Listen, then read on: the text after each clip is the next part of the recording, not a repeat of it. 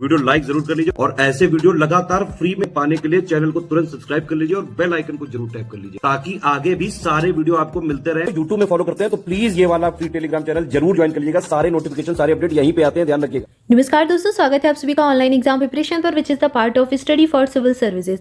दोस्तों, आप सभी को होली की ढेरों सारी शुभकामनाएं। आई होप आपके लिए यह वाला जो नया साल है ये आपके लिए बहुत सारी शुभकामनाएं लेकर आए, बहुत सारे अच्छे अवसर लेकर आए और आप सभी की इस वर्ष में सरकारी नौकरी पक्की हो जाए।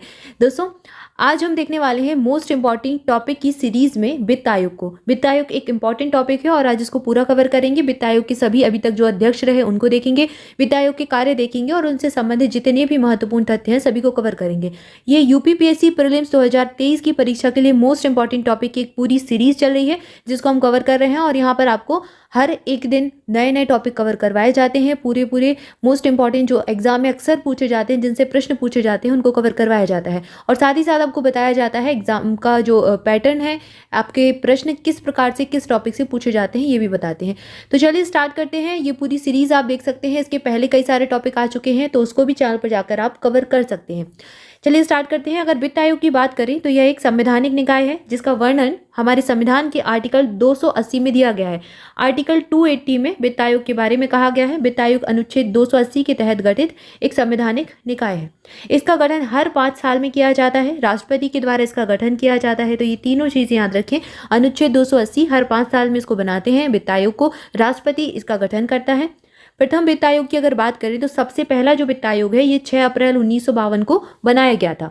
केसी नियोगी के द्वारा इसका गठन किया गया था। केसी नियोगी इसके अध्यक्ष थे। तो अगर आपसे पूछा जाए पहला वित्त आयोग कब गठित हुआ था, 6 अप्रैल 1952 को, और किसकी अध्यक्षता में हुआ था, तो केसी नियोगी की अध्यक्षता में इसको गठित किया गया था। ठीक है, तो ये सारी चीजें याद रखें। केसी नियोगी का एग्जाम में जो है नाम कई बार पूछा गया है।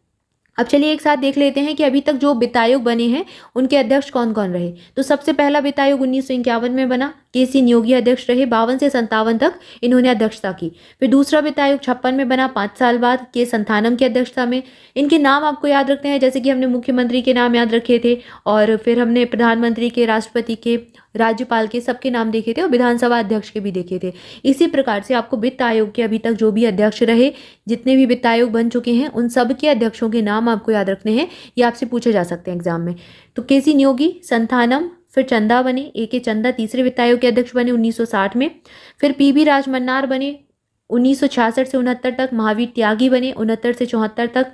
छठा वित्त आयोग बना 1972 में। के ब्रह्मानंद रेड्डी इसके अध्यक्ष बने और 1974 से 79 तक ये बना। फिर 77 में बने जे.एम. सेलट 1979 से 84 तक।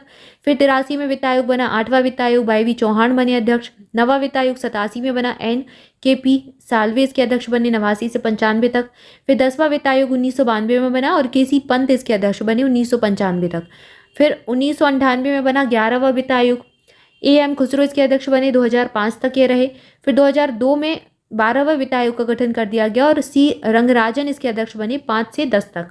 13वां वित्त आयोग 2007 में बना, विजय एल केलकर ने इसकी अध्यक्षता की और 2010 से 2015 तक ये अध्यक्ष रहे। लास्ट के 3 आपको अच्छे से रटने हैं। ये इंडिविजुअल भी आपसे प्रश्न पूछा जा सकता है, जैसे 13वें वित्त आयोग के अध्यक्ष कौन थे, तो विजय केलकर। या फिर आपसे पूछ सकते हैं 2013 में 14वां वित्त आयोग गठित किया गया, उसके पहले अध्यक्ष कौन थे, या फिर 14वें वित्त आयोग के अध्यक्ष वाई.वी. रेड्डी को बनाया गया, रेड्डी से पहले अध्यक्ष कौन थे। तो इस प्रकार से प्रश्न पूछे जाते हैं। तो 15 से 20 तक वाई.वी. रेड्डी रहे और अभी है 15वां वित्त आयोग, 2025 तक ये चलेगा। 2020 में इसका गठन किया गया था, 20 से 25 तक। इसके अध्यक्ष बने N.K. सिंह की अध्यक्षता में। N.K. सिंह की अध्यक्षता में 15वां वित्त आयोग बनाया गया है। ठीक है, तो 15वां वित्त आयोग वर्तमान में है, 2020 से 25 तक है। 2017 में इसका गठन किया गया था और N.K. सिंह इसके अध्यक्ष हैं। ये चारों प्रश्न आपको याद करने हैं, चारों प्रश्न एग्जाम में पूछे जा सकते हैं। क्लियर है? तो अभी तक 15 वित्त आयोग हो चुके हैं, ये चीज भी याद रखें। अब वित्त आयोग के कार्य देखें कि ये काम क्या करता है, इसका हर 5 साल में गठन क्यों किया जाता है। केंद्र और राज्य के बीच करों की सुविधाएं का वितरण करने का काम वित्त आयोग का होता है और राज्यों के बीच इसका आवंटन करना। राज्यों के लिए सहायता अनुदान को नियंत्रित करने वाले कारक भी यही निर्धारित करता है।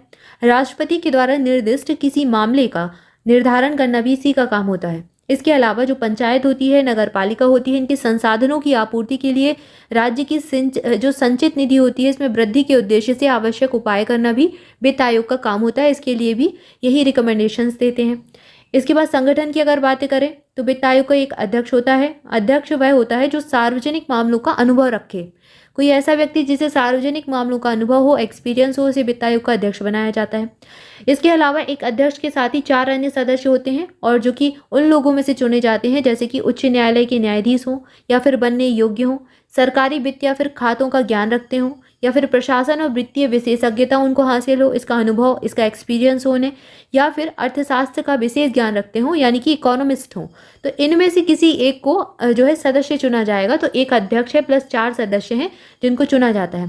प्रत्येक सदस्य का कार्यकाल राष्ट्रपति के आदेश में निर्दिष्ट समयावधि तक रहेगा। तो राष्ट्रपति जब तक चाहेगा तब तक ये अध्यक्ष रह सकते हैं या फिर सदस्य रह सकते हैं। इसके अलावा 73वें और 74वें संवैधानिक संशोधन अधिनियम 1992 के अनुसार हर 5 साल में राज्य वित्त आयोग का गठन किया जाता है। हर 5 साल में इसको गठित करते हैं, तो हम पहले ही पढ़कर आए हैं। अनुच्छेद 243 243 आई के तहत किसी भी राज्य के राज्यपाल द्वारा राज्य वित्त आयोग की सिफारिशों को राज्य विधानमंडल के समक्ष प्रस्तुत किया जाता है। तो एक केंद्र वित्त आयोग होता है, फिर राज्य वित्त आयोग का जो गठन किया जाता है राज्यपाल के द्वारा, और जो केंद्र वित्त आयोग होता है उसका गठन किया जाता है राष्ट्रपति के द्वारा। ये दोनों चीज़ें भी क्लियर रखें अपने माइंड में। क्लियर है। अगर अब 15वें वित्त आयोग की बात करेंगे तो 15वां वित्त आयोग आप जानते हैं गठित किया गया 2017 में एन.के. सिंह की अध्यक्षता में। 2020 से 2025 तक ये काम करेगा 5 सालों के लिए। और ये अन्य पूर्णकालिक सदस्य इसके कौन कौन है? अध्यक्ष तो हो गया एन.के. सिंह, और सदस्य जो 4 और सदस्य हैं वो कौन है? एक तो है अजय नारायण झा, अशोक लाहिड़ी और अनूप सिंह। ये अन्य पूर्णकालिक सदस्य इसके बनाए गए हैं। इस आयोग ने राज्यों की अधोलंब हिस्सेदारी को 41% तक रखने की सिफारिश की है। तो ये जो काम है राज्य में वित्त का आवंटन करना, वित्त को कैसे बढ़ाया जाए, संचित निधि में कैसे जो है बढ़ोतरी की जाए, ये सारे जो काम है, ये सारी जो एडवाइजरी है, सलाह है, या फिर इसके लिए जो काम है वित्त आयोग करता है। तो सिफारिशें करने का काम भी इसने किया।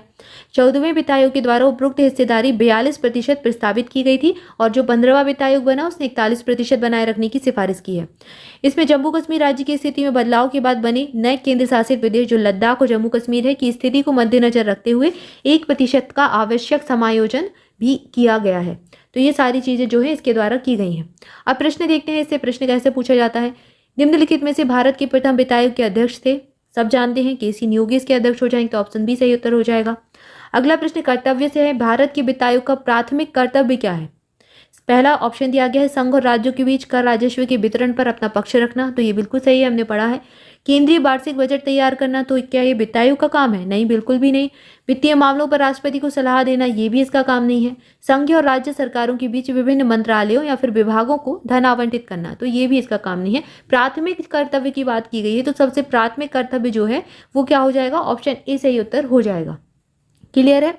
इसके बाद अगला जो हमारा टॉपिक है समान नागरिक संहिता, इसको हम देखने वाले हैं, यूनिफॉर्म सिविल कोड, इसको देखेंगे। और ये जो है बहुत इंपॉर्टेंट टॉपिक है, चर्चा में अक्सर रहता है। आर्टिकल 44 इससे संबंधित है, इसको अगले वीडियो में देखेंगे। तब तक के लिए आपसे भी चैनल के साथ जुड़े रहें, चैनल को सब्सक्राइब जरूर करें, और अच्छा वीडियो अच्छा लगा हो तो वीडियो को लाइक जरूर कर दें, अपने दोस्तों के साथ भी शेयर करें। और स्टडी फॉर सिविल सर्विसेज की अगर आप टेलीग्राम ग्रुप से जुड़ना चाहते हैं तो डिस्क्रिप्शन में दी गई लिंक को क्लिक कर सकते हैं, वहाँ से आप ऑफिशियल चैनल तक पहुँच जाएंगे। ऑनलाइन एग्जाम प्रिपरेशन की लिंक भी मैंने डिस्क्रिप्शन में दे दी है, तो वहाँ से जाकर आप ज्वाइन कर सकते हैं। इसके अलावा 60 दिन का क्रैश कोर्स चालू हो चुका है 4 मार्च को यूपीपीएससी प्रीलिम्स 2023 की परीक्षा के लिए।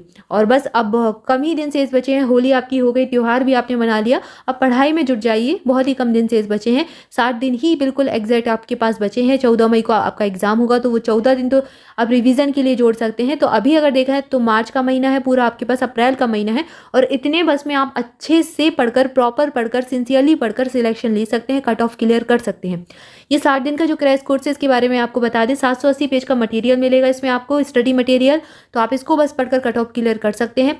और इसके साथ ही इसकी 2-3 कैटेगरी हैं। अगर आप सिर्फ स्टडी मटेरियल लेना चाहते हैं तो वो ले सकते हैं। अगर आप नोट्स के साथ, पीडीएफ के साथ क्विज भी लेना चाहते हैं तो क्विज भी ले सकते हैं, और साथ में आप टेस्ट सीरीज लेना चाहते हैं तो वो भी ले सकते हैं। तो क्विज, टेस्ट सीरीज और स्टडी मटेरियल, इसका भी एक अलग से ग्रुप है।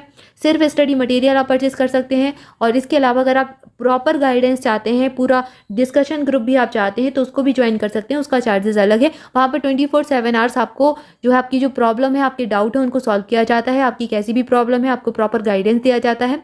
इसके अलावा आपको पूरी डिटेल इन नंबर्स पर कॉल करके मिल जाएगी। आप और भी कोई इन्फॉर्मेशन लेना चाहते हैं तो इन नंबर्स पर कॉल कर सकते हैं। ये 3D नंबर यहाँ पर आपको दिए गए हैं, इनमें से आप किसी पर भी कॉल करेंगे आपको पूरी इन्फॉर्मेशन मिल जाएगी। और आप इसके अलावा डिस्क्रिप्शन में दी गई डिटेल को भी फॉलो कर सकते हैं।